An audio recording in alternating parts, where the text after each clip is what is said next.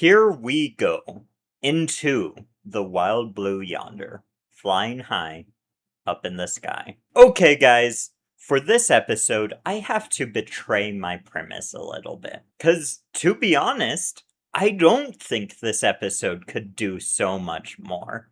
It could maybe do a little bit more, but this episode is largely kind of amazing. I can take it. No, I can take it. You are amazing. I can take it. Not only is this my favorite episode of the Disney Plus era of Doctor Who, this is maybe one of my favorite episodes of all of Doctor Who. I like it quite a bit. It's so much fun, and it gave me a lot of false hope for what would be around the corner in this era. We never saw those horse people again. I was really hoping we would. I know I was just singing the praises of this episode. I do have some negative things to say about the beginning here. We have Isaac Newton walking out of his house, and he goes to sit by an apple tree. Naturally. Now, against my better judgment, I'm gonna talk about the casting choice of this Isaac Newton character. To me, this just kind of feels like a classic Russell T. rage bait, which is kind of annoying. This guy does a fine Isaac Newton, but literally anyone could play this part. It's such a small part in the episode. Why not just have someone who looks like Isaac Newton play the role? And I'm not one of those people who says you can never race change a character. I'm fine with it largely, but historical figures are a little bit different for me. It works alright in something like Hamilton. My name is Alexander Hamilton. Where it's not necessarily trying to be a completely realistic picture of what happened, and it's more so just trying to capture the spirit of these events. And I guess that could sort of be the same thing here, as this is kind of a jokey cameo, but I prefer a version of Doctor Who where the world takes itself a little more seriously and actually feels like the real world. At the end of the day, I don't really care. It's just kind of meh. And the fact that we allow ourselves to be colorblind in our casting makes it so that we can't do important stories that comment on the racism of certain times. And later on in the series, when it tries to do those stories, it doesn't quite work. 1952 Miami. The diner segregated no blacks, which includes you. Because we've already established that historically in this world, it's a very diverse world. Everywhere all the time. We can't acknowledge how different Isaac Newton's life would be if he had a darker skin tone, when that could be an important story to tell. But because we're being colorblind, we have to ignore that. We can't do both, it just doesn't work. And this isn't just me as a sort of right-leaning individual complaining about this. There's one person in particular that I'm very close to that I talked to about this when it came out, and he largely has that same opinion that I do. The TARDIS crashes down on top of Isaac Newton's apple tree, and the banter here between the Doctor and Donna is just so fun. The gravity of the situation Is just so fun. You can tell that David Tennant and Catherine Tate really like acting together. And the dynamic between the Doctor and Donna, of course, is just wonderful. The TARDIS crashes, sort of constructing itself in a spaceship, after the beautiful Disney Plus Doctor Who theme, which I've talked many times about how much of a fan of it I am. And this is the first time I've ever noticed that the Disney Plus TARDIS has rounded corners. Whereas traditionally the TARDIS has sharp corners, which I presume was how real police boxes looked back in the day. Whereas here, they rounded them off. And I don't like the way it looks. And that's a good metaphor for this era of the show. They just rounded off all the corners and made the show much more soft than it used to be. Where I prefer my Doctor Who to be a little bit harsher, a little bit less forgiving. If you look at episodes like Dalek, that's a scary episode, and I love the version of Daleks that are presented in that episode, where it's kind of the scariest thing. But we can't do that anymore because either Disney Plus tells us we have to be more family friendly, or just the times have changed and now scarier television for children isn't appropriate. I don't know which it is. Either way, I think it's bad, and television and the minds of children, I think, will be worse for it. I would be curious if this is Disney's fault or Russell T's. I could see it being either way. I do like this little scene where the doctor's disappointed about breaking his new toy.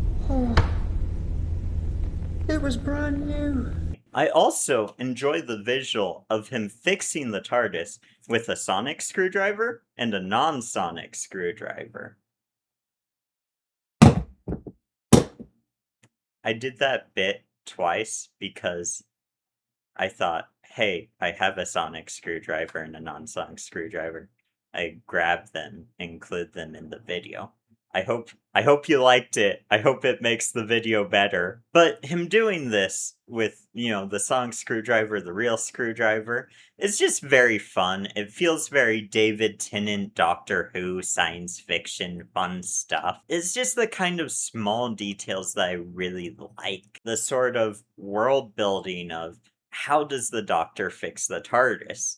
He does it with a sonic screwdriver and a totally normal screwdriver, apparently. And I like that. That's fun. The Doctor and Donna start discussing about why the TARDIS would be playing Wild Blue Yonder, and it's because it's a good song. Out of all of our military songs here in the United States, Wild Blue Yonder is a banger. It slaps. It almost makes me want to join the Air Force. I can't believe I forgot to do this.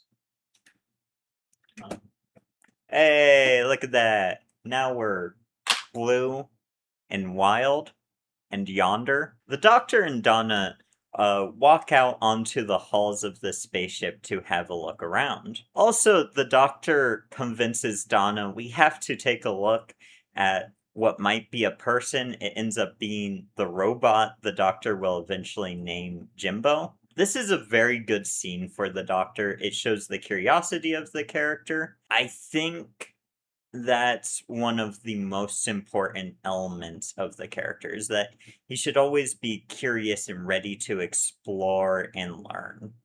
That's what I like in my Doctor Who doctor. My Doctor Who doctor. And I think that's the biggest thing that should be considered when casting new iterations of the Doctor or figuring out how to characterize new iterations of the Doctor is just the curiosity of the character. I think that's an important part of the character that you can't really leave out. As the Doctor and Donna are walking towards the robot, we get a shot that implies someone is watching them. The Doctor and Donna have this little conversation about how Isaac Newton is hot. I think this is kind of a reference to that maybe the 15th Doctor is existing inside David Tennant. I'm sure people will use this to say that the Doctor has always been a homosexual. And I suppose if you want to, you can interpret it that way, but in my head, I always prefer a fairly asexual Doctor. I've talked about that before on the channel, though, so we don't need to really get back into it right here. I also think what's important about the Doctor is that he is a more soft and gentle kind of man, which I think is important, especially when young men are constantly being shown more aggressive role models in television. And I think to say that the Doctor might be homosexual takes away from some of the value of the Doctor is a strong man and a good role model, but he's also more soft, he's more gentle. And according to television, you can only be that if you're a woman or if you're gay. And I think that's wrong. And the Doctor is one of the characters that kind of stands out as breaking that rule and telling young men that it is okay to be gentler, it's okay to be more kind.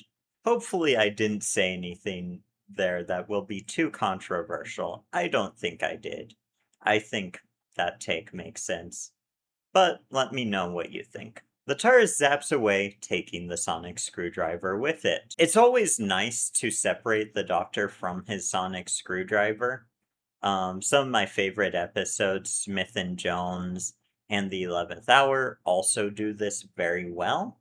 It's a gimmick that wouldn't work if we did it every episode, but every once in a while, it does do something to kind of raise the stakes. How are we going to get out of this without our handy dandy tool? Oops, I broke something. Donna and the Doctor get into a bit of a fight about their predicament, how to get off this starship now that the TARDIS has left. I don't think I can probably play the scene here due to copyright, at least not very much of it, but if you do get a chance, watch the entire episode for this scene, because both these actors do give a legendary performance in this scene. They get a little bit stressed and raise their voices to each other. You spilled the coffee! No.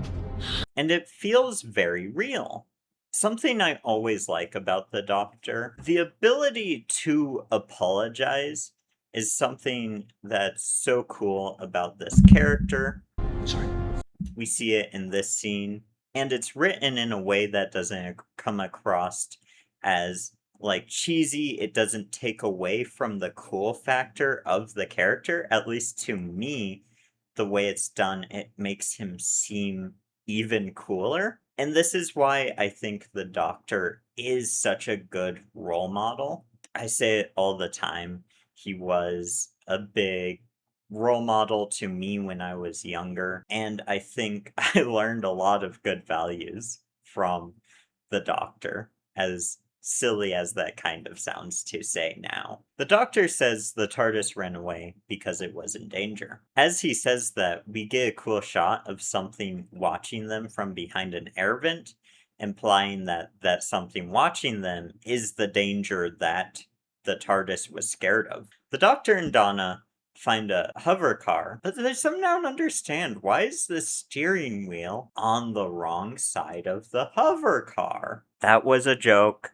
I know you guys over there, you British people, British guys, I know that you put your steering wheels on the wrong side. I know that you also drive on the wrong side of the road. But I'm just saying, just because you do it doesn't mean that these horse people would. Maybe they're British horse people.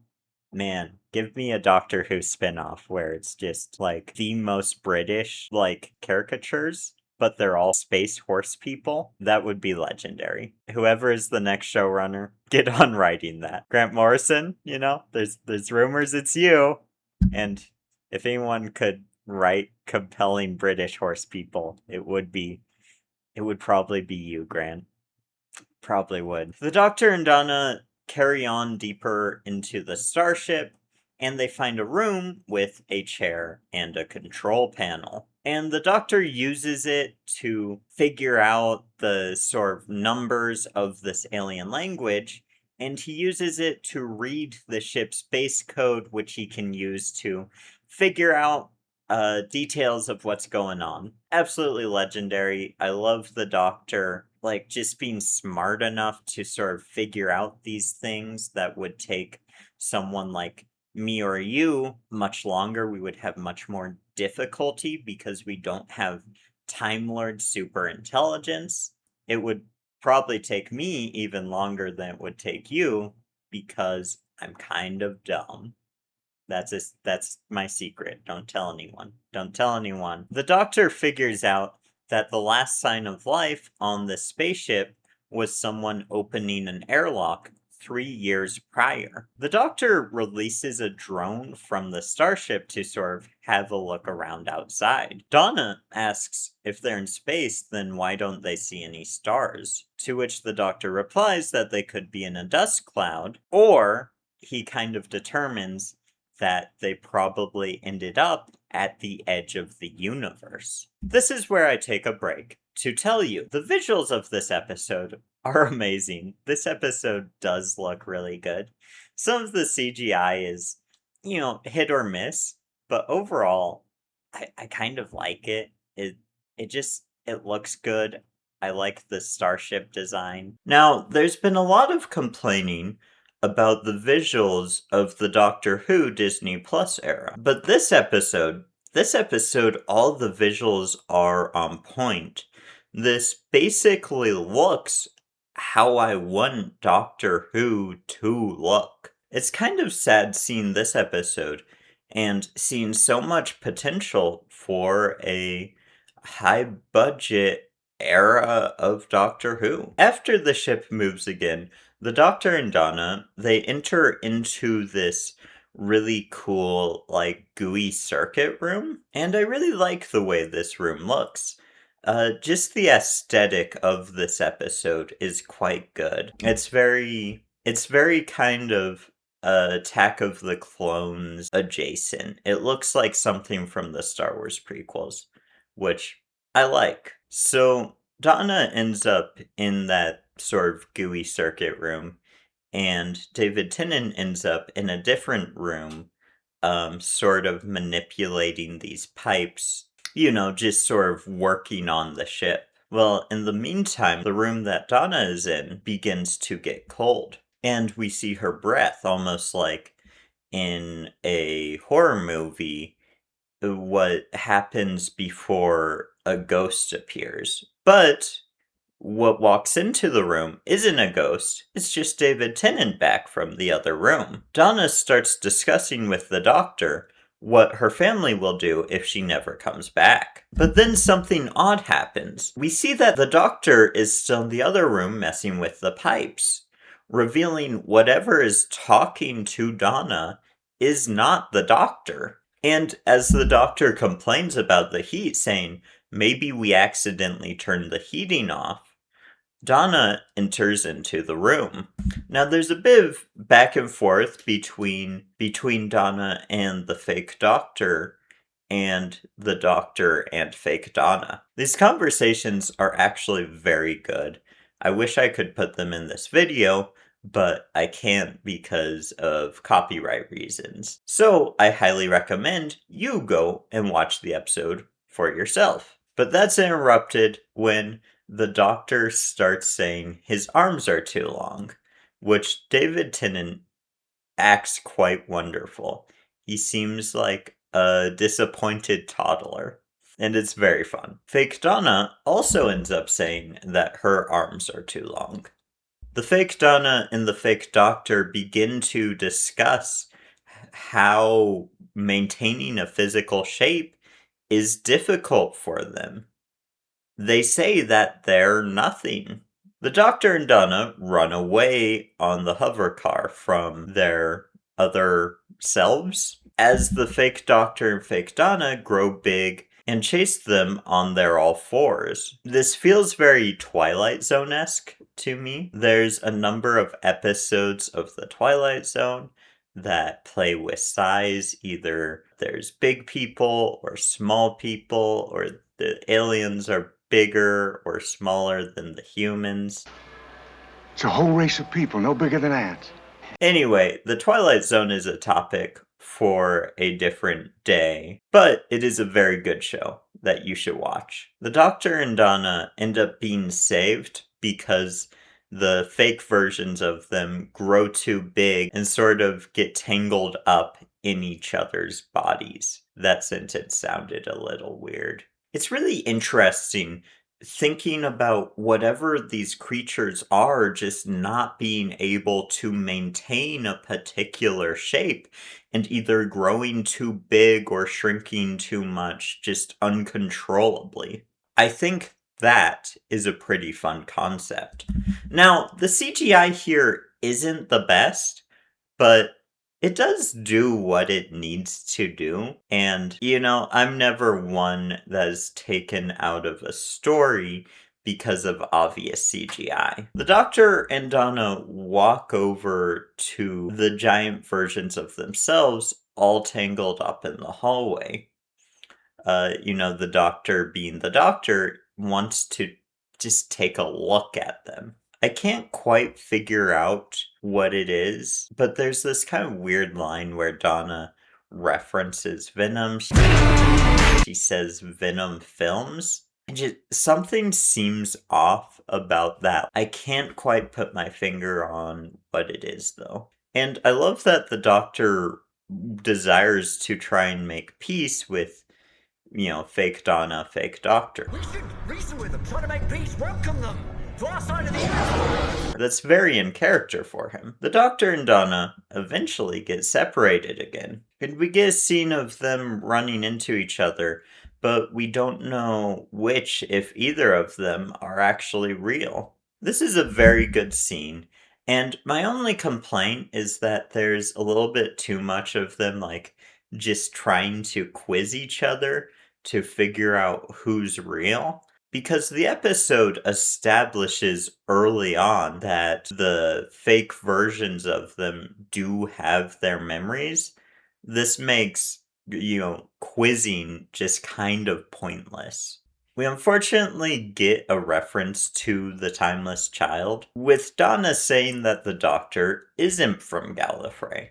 No, it's Gallifrey. Except it's not. This is a well-written moment, and it's kind of sad that I have to accept the Timeless Child as being canon for this line to actually work in this episode. After a while, Donna realizes that the Doctor is fake as his tie ceases to exist. In the meantime, the Doctor, the real Doctor, is talking to a fake Donna, the one who said he wasn't from Gallifrey. And he's actually convinced that she is the real Donna until she steps forward and her sort of shape deconstructs. Then we get a scene where the Doctor throws a bit of a temper tantrum, and although David Tennant acts this scene really well, it does sort of feel out of character for the Doctor to me. I prefer the Doctor to be a little bit more stoic than this. But David Tennant's acting is good enough here that I can't complain too much. And then we get a bit where both Donnas and both Doctors end up in the same room, and there's this great bit where Donna claims that she's stupid because she can't keep up with how fast both Doctors are talking to each other. There's this very good line from the Doctor where he says that two things can be true for people at once, and he says that Donna does think that she is stupid, but she also thinks that she's brilliant. I really like this because it's very true and an example of how nuanced the human mind really is. We can hold contradictory opinions at once. I will say, I don't know how, at the end of the scene, the Doctor and Donna determine which ones are the right ones and which ones aren't. Somehow they do determine the right version of each other. But okay, again, everything in this episode thus far has been very fun. Minus some of the Isaac Newton stuff, but that's besides the point. My only complaint about the episode so far, really, is that the Doctor and Donna keep trying to quiz each other to figure out who's the real Doctor or Donna. And like I said earlier, we already know that the fake versions of them do share their memories. But at the same time, it does make for some great scenes where us as the audience doesn't know who is who. Next up is the salt. And I love this scene, but I hate this scene. Two things at once. Let me explain. I love this scene in this episode.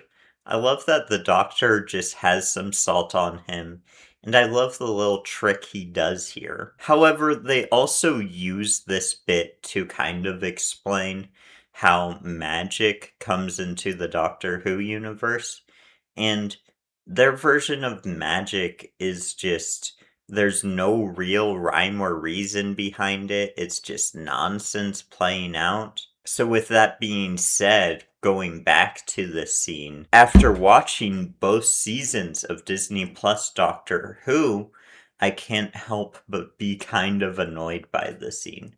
Which is a little sad because I do quite like the salt. The doctor asks the fake doctor why they're becoming them if they're trying to escape, and Donna seems to think that they're trying to replace them.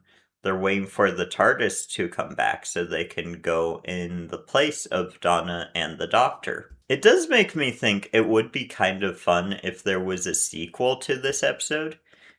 Maybe kind of Invasion of the Body Snatchers inspired. And maybe someday we'll see that. After all, Midnight got a sequel episode. There's a great moment where the Doctor supposes that the other versions of them are trying to get in their minds by reading their thoughts. So the Doctor and Donna have to stop thinking. Donna, stop thinking.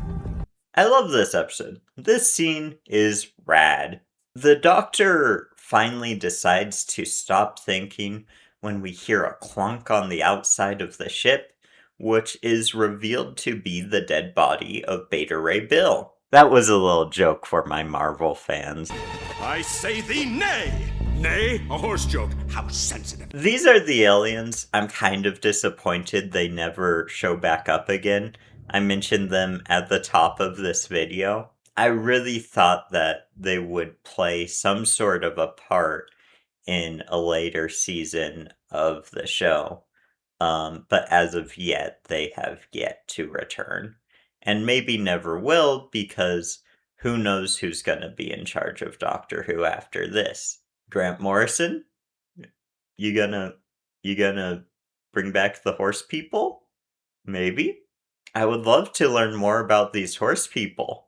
It's kind of revealed that this horse lady captain actually sent herself out the airlock so that the entities now taking on the form of the Doctor and Donna couldn't get her memories and learn how to fly the ship. At least that's the Doctor's theory. I just love this situation. This is the exact kind of thing I want from Doctor Who. Just very fun science fiction. And both doctors kind of figure out at the same time that when the ship is changing, it's actually slowly constructing itself into a bomb. The implication is that it has to do it slow because the Not Doctor and Not Donna, they, I guess, don't understand the concept of slow. More about that in the philosophy and themes portion of the video. I think the implication is that they feed on your fears, so like, when you're scared, you're gonna move faster because of adrenaline and stuff. So it's like, for that reason, they don't understand slow. They can't read your minds when you're just calm. I think that's kind of the implication. But, we don't really ever figure out exactly how these creatures work. And the episode, I think, is a lot better for it. Maybe I could say I even have a small complaint about how much is determined about these creatures, where the Doctor will throw out a theory and just somehow it does end up being right, even though he has no reason to know that about these creatures. Maybe it's like the salt thing, where it becomes true because they think it's true. So then right here, everything the Doctor figures out about these people becomes true. I don't know.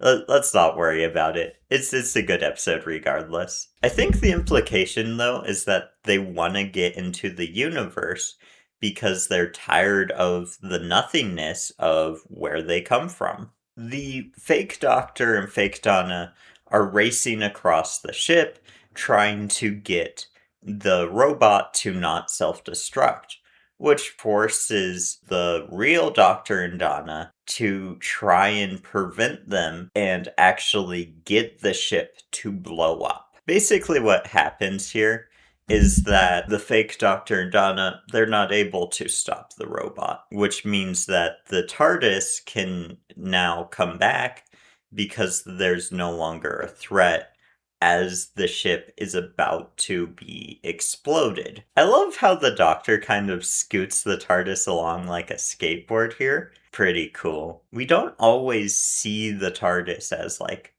a vehicle, so it's cool in this moment to get to see it in that way. The Doctor tries to quiz the Donnas to figure out which one is the real one. He seemingly actually picks the wrong one here, and the ship self-destructs and Donna dies. It was really a bold move to actually kill such a beloved companion in this way, halfway through the specials. Well, I guess over halfway. A third of the way through the specials. No, just kidding. The Doctor shows up just in time to save her, because he realizes that the fake Donna's arm is slightly too long still. And the episode ends with the Doctor saying he wished he didn't do the salt. And that is setting up for the last episode of this David Tennant trilogy, as well as the next 2 seasons of the show that would follow. It's kind of sad everything this episode leads up to kind of sucks, because this episode itself is brilliant. I really like this episode. Anyway, Doctor and Donna show back up on Earth so that we can give Wilf a cameo before his actor passed away, and also they can see everything that is going wrong setting up for the next episode. Now, it's time for my thoughts.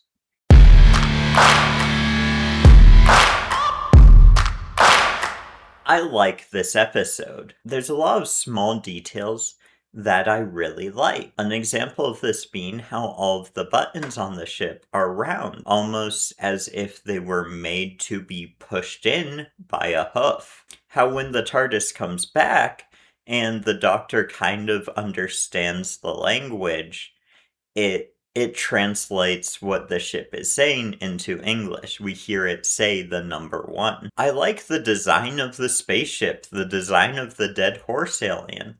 I like the concept of these beings at the edge of the universe that are gonna try and replace us. It's very sort of classic science fiction, that concept is.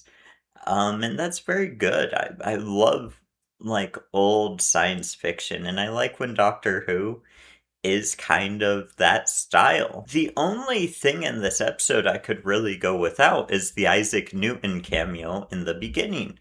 But even that, some of it's kind of fun, minus the Mavity joke. I would take out the Mavity bit.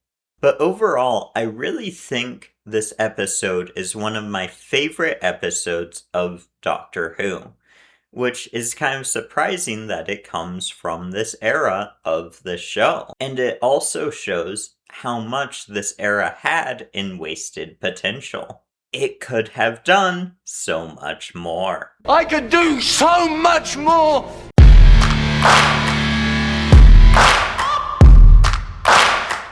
Welcome to the philosophy and themes part of the episode. Okay, I want to bring up a point that I brought up earlier involving these not entities sort of on the edge of the universe. These entities seem to run on fast. They imply that the ship has to be slowly blowing up because they don't understand slow. It's implied that they can't get into Donna and the Doctor's mind when they're being calm. The way I see it, and bear with me, is that these not entities are something like internet demons, metaphorically speaking, of course. Lately, I've been thinking a lot about how the internet makes our brains move so fast, jumping from one thing to the other, trying to convince us to be watching or doing a million things at once. As I was writing this script, I had 12 internet tabs open with various articles that I read part of the way through before I jumped over to something else, YouTube videos that I watched part of before I decided to start writing this script, and would occasionally go back to during the writing of this script. My point is, I don't think this is good for our brains. Speedily jumping from one thing to the next, running a million miles per hour, just jumping from one hit of dopamine to the next one.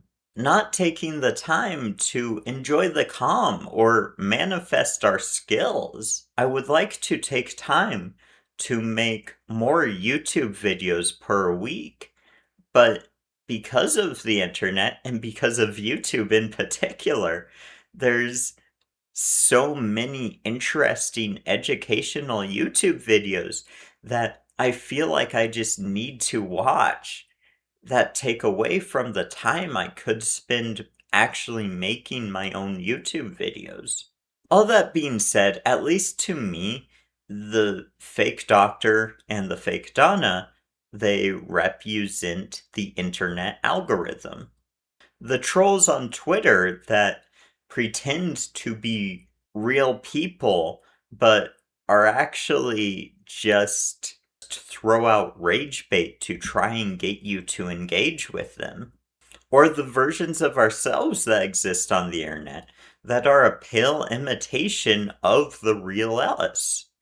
You might like watching my YouTube videos, but the me you see in my YouTube videos is more of just a character I'm putting on.